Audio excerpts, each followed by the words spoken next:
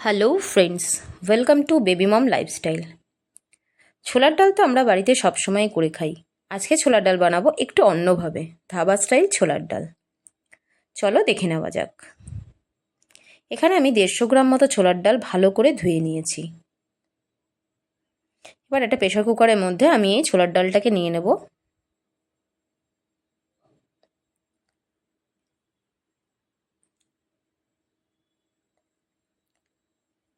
এরপর এর মধ্যে আমি দিয়ে দেবো নুন, দিয়ে দেবো অল্প পরিমাণে হলুদ।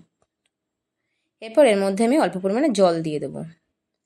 এবার আমি প্রেসারে সিদ্ধ করে নেব, 2টো সিটি দিলে যথেষ্ট। এরপর আমি একটা কড়াইতে তেল গরম করে নিলাম। তেল গরম হয়ে গেলে আমি এর মধ্যে 2টো শুকনো লঙ্কা ফোড়ন দেব, তেজপাতা ফোড়ন দেব,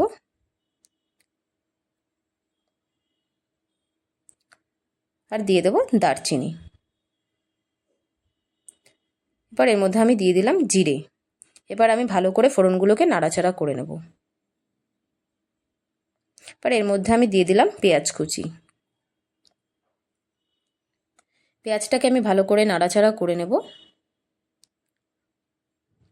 এবার এর মধ্যে আমি দিয়ে দিলাম লঙ্কা কুচি, দিয়ে দিচ্ছি আদা কুচি, আর দিয়ে দিলাম রসুন কুচি। এবার ভালো করে আমি এটাকে ভেজে নেব।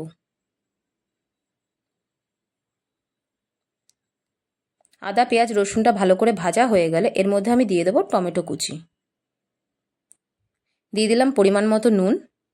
এবার আমি আবার ভালো করে মশলাটাকে কষিয়ে নেব।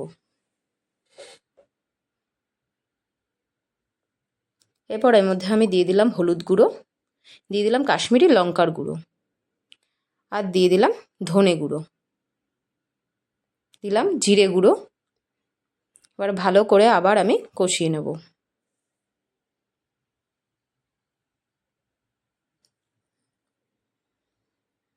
দেখতেই পাচ্ছ ভালো করে নাড়াচাড়া করতে করতে যাতে টমেটোগুলো যাতে মজে যায় সেভাবে নাড়াচাড়া করতে হবে। দেখো কি সুন্দর তেল বেরিয়ে গেছে।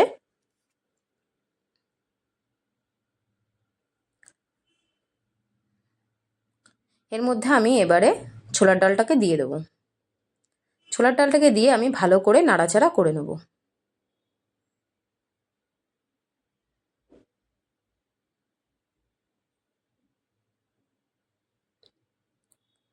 খুব অল্প পরিমাণে জল দেবো, যেহেতু এটা মাখো মাখো হবে সেজন্য খুব বেশি জল এর মধ্যে আমি দেবো না। ছোলার ডালটা ফুটে গেলে আমি এর মধ্যে দিয়ে দিলাম সানরাইজের গরম মশলা। এখানে কিন্তু আমি শাহি গরম মশলাটা ব্যবহার করেছি।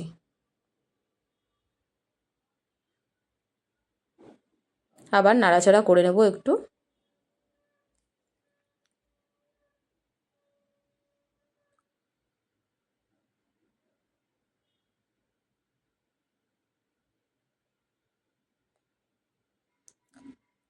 এরপর এর মধ্যে আমি দিয়ে দেব কসুরি মেথি,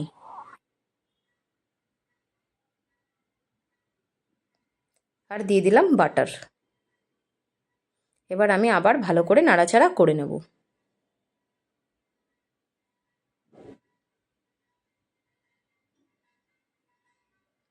এটা সত্যি একদম অন্য রকমের একটা রেসিপি। তো দেখো তৈরি হয়ে গেছে আমাদের ধাবা স্টাইল ছোলার ডাল। এবার আমি সার্ভ করে দিলাম। তোমরা জানিও তোমাদের কেমন লাগলো, অবশ্যই কমেন্ট করে জানিও, আর লাইক করতে ভুলো না। আর এরকম ভিডিও পাওয়ার জন্য প্লিজ চ্যানেলটাকে সাবস্ক্রাইব করে দিও। Thank you.